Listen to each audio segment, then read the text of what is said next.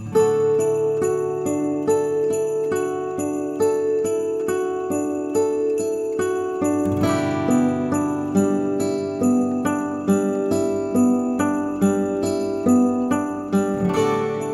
right, RMC elves, here are your Christmas questions this year.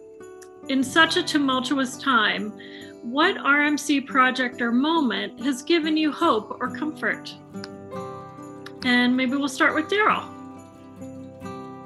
I would say that what has given me hope and even a little bit of joy this year is watching so many of our churches step up to the plate and really up their digital communications game and tackle online worship. I know it was sudden that you had to make that change, but you've all done amazing. And I've talked to so many people who have had a positive outcome.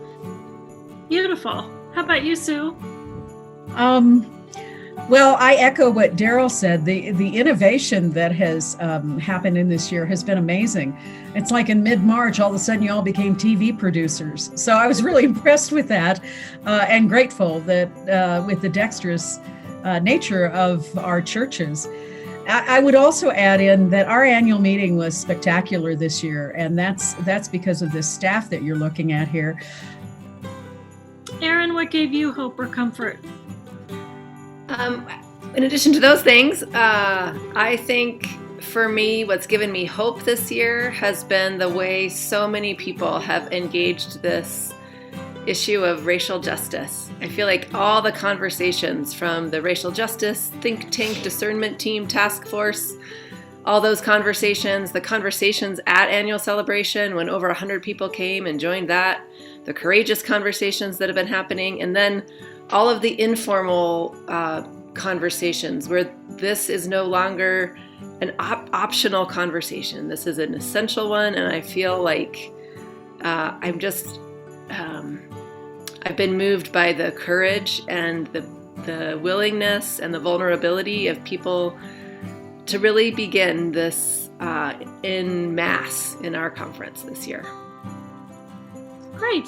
How about you, Janice?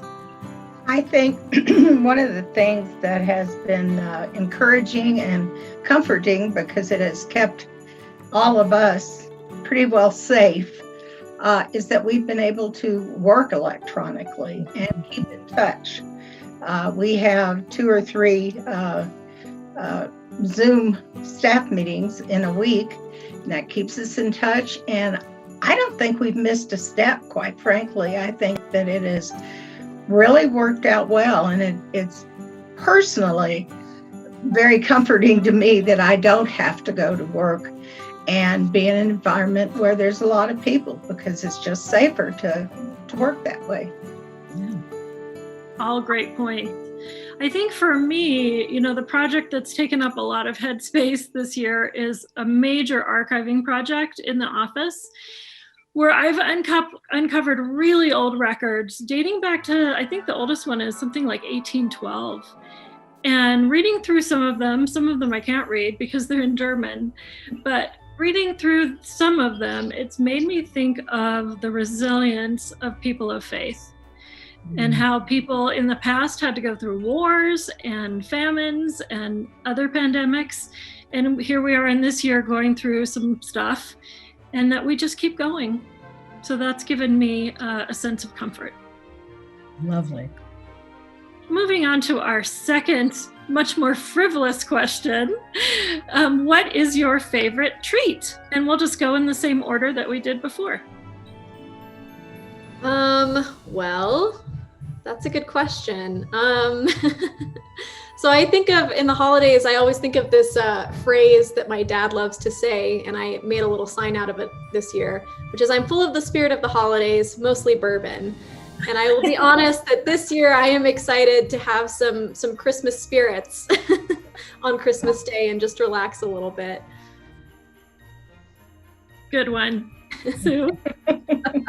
I love that. Well, I'm a peppermint bark fan. So, when that peppermint bark comes around in the stores, I have to try to steer clear of it because, it's kind of a weapon of mass destruction for me. But somebody sent me the other day in the mail cute little gift. A dear friend sent it, and it was filled with Hershey's Kisses, but of different kinds, not just the regular chocolate. And Hershey's has come out with a peppermint white chocolate kiss. And it is like bliss for me. So that's a new thing for me. Not that I need to know new things to eat, but that's a good one. So the Hershey's white chocolate peppermint kiss. Perfection. Erin? So, a tradition that came from Joe's family, from his grandma, are these famous doll candy cane cookies. So they are a little bit of a chore to make, but they are a must now, an essential part of the holiday experience. So candy cane cookies from my in-laws. Awesome.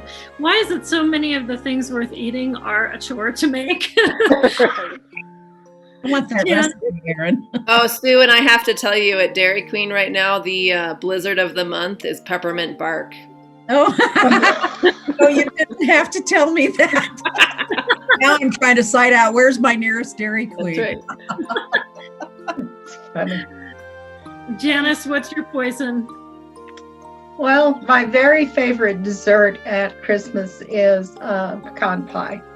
And I can't make them at altitude. I've been here for almost 40 years and they mess up. So I don't ever make them.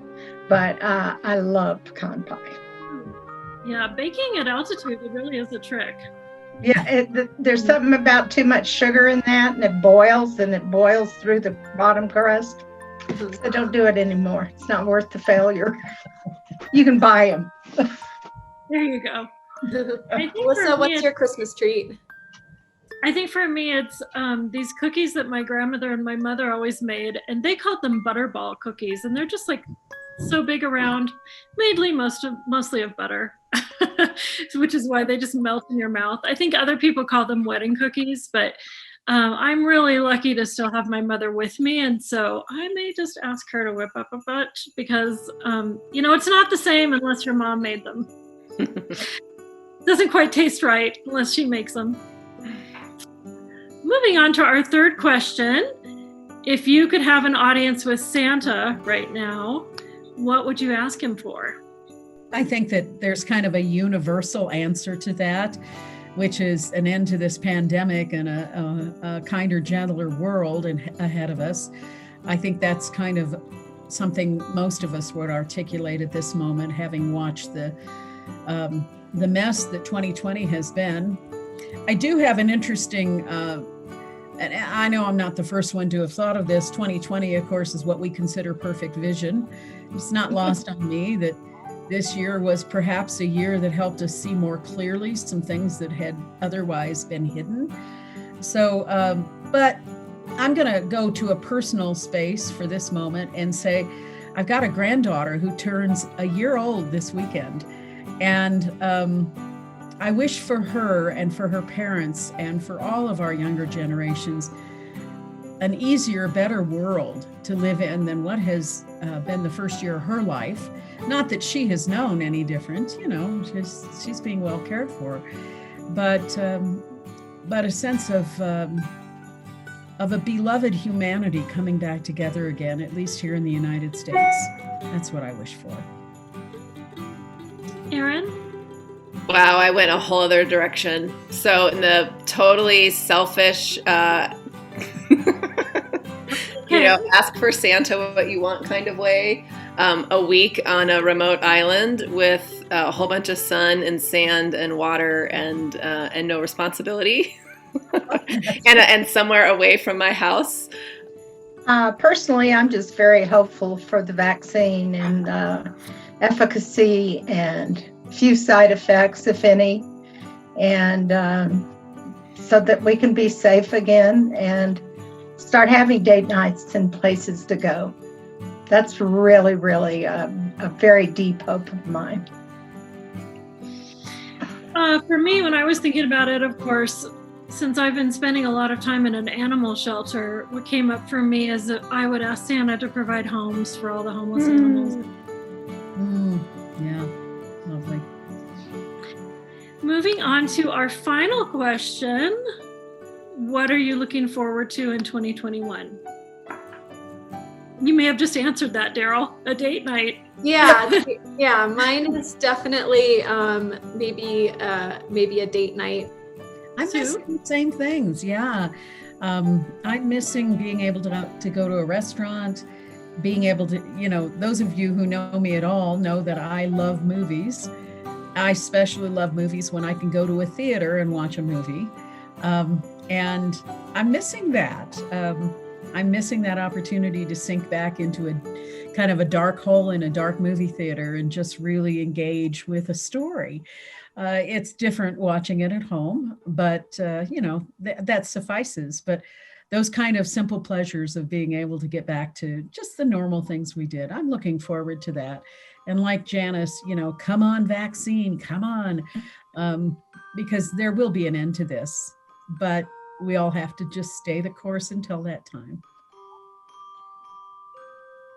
Erin?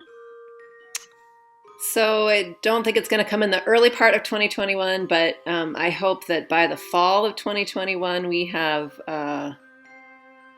kids back in school full time, and for their joy and ours as parents. So I'm looking forward to that possibility. I feel a little unsure if I should hope for it, but I'm looking forward to the possibility of more regular schedule for families. Dare to dream, Erin. Yeah. For sure. Janice? I have 2 grandchildren who I used to spend a lot of time with, and I've spent almost no time with since, March. And I won't spend Christmas with them. And I'm very much looking forward to basically moving in with my daughter and spending time, kidding about that part, but just spending a whole lot of time with them. As for me, I'm looking forward to new beginnings with new leadership. And of course, so many of my friends are in the performing arts and have not been able to make their living this year doing what they love. So I'm hopeful that they can gradually get back to that. So we wish you all in the Rocky Mountain Conference a beautiful and Merry Christmas, safe Christmas with the people that you love, whether that's in the same room or on a Zoom chat. You can see how this is the staff that gathers, and we gather safely, and we have found that there's a closeness between us just through Zoom, not quite the same as being in person, but there's a workaround, and we give thanks for the technology that has allowed that. So from all of us to all of you, thank you for the beautiful ministries that you do, for the people that you uphold, and have a wonderful Advent and Merry Christmas. Merry Christmas. Happy New Year. Merry Christmas. Merry Christmas.